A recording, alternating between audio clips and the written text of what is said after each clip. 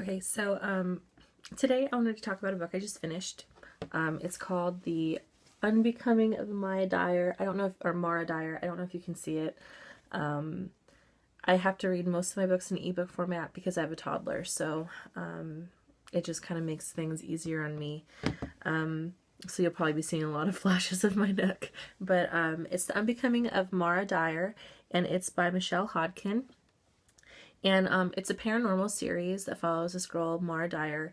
And when you meet her, you get the prologue, you meet her friends, but when the story starts, you meet Mara, and she's in a hospital bed, and she's recovering from an accident that all of her friends died in, but she survived. And she doesn't remember any aspect of what happened. She doesn't know what happened at all.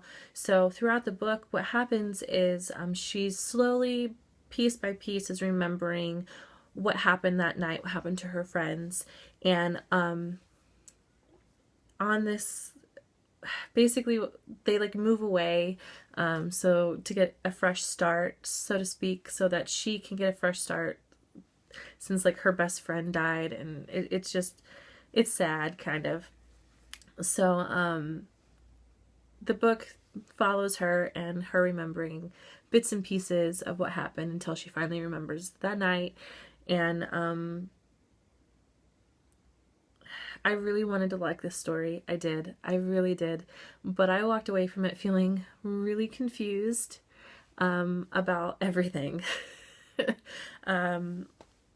This it's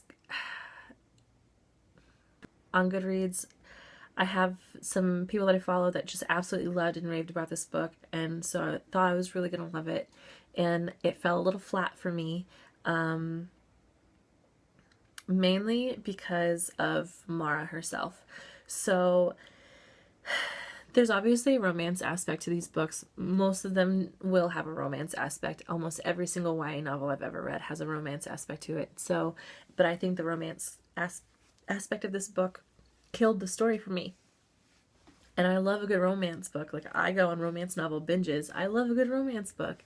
But it didn't fit with the story. And she is like obsessed with this boy to the point where she stops caring about finding out what happened to her friends and what's going on with her. And she completely ignores things that's going on around her because she's so obsessed with this guy. And it's so sad. It's sad. It's sad, really, how obsessed she is with him. And it fell so flat. And I just walked away feeling really confused because whereas you know about what was going on with the romance aspect of the book, you didn't really catch on what was going on in the story. Like, so many things that happened and they were never talked about again, or when they were brought up again, it was in a very weird and backwards way, and nothing was really explained about what's going on with her. And she's very angsty, and it was very hard to like her. I hate saying that because even if I don't really like a book, I'll always find something redeeming about it. And I mean, there is a redeeming quality to this book. I will continue to read the series because there are 2 more books. There's one that's out now and one that comes out in November. So I'll continue the series because I want to know what happens, because of course, since it is a series, there was a cliffhanger at the end of the book and I need to know what happens. But I don't love the characters and I don't really love the story all that much. I wish I had such high hopes. I think that's what the problem is I went into this expecting to like it, and expecting it to be a little bit different than it was.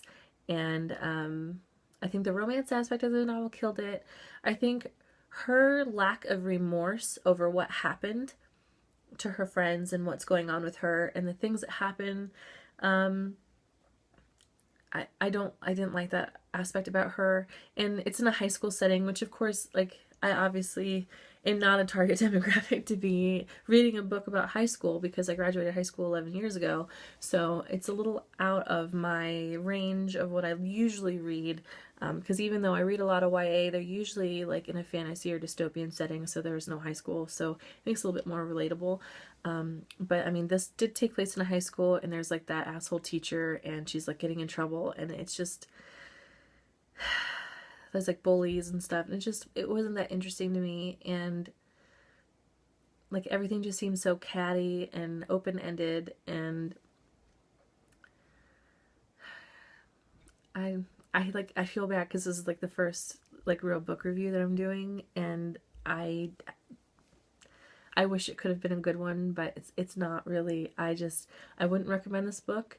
I'm sure there's going to be people out there that love this book. I know that there are people out there that love this book because I follow them on Tumblr and I follow them on Goodreads, and they love this book and they raved about it, and I wish that I could love it, and I wish that I could back it more.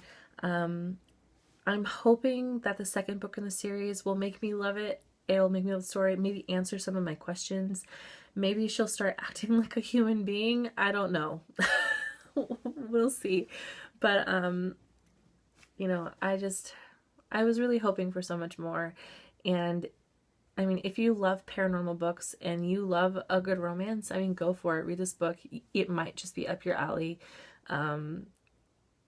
It just wasn't for me, and I'm gonna read the next book. I'll probably finish it tomorrow, and I'm hoping that when I review that book that I'll have something better to say. Fingers crossed on that one. Fingers crossed.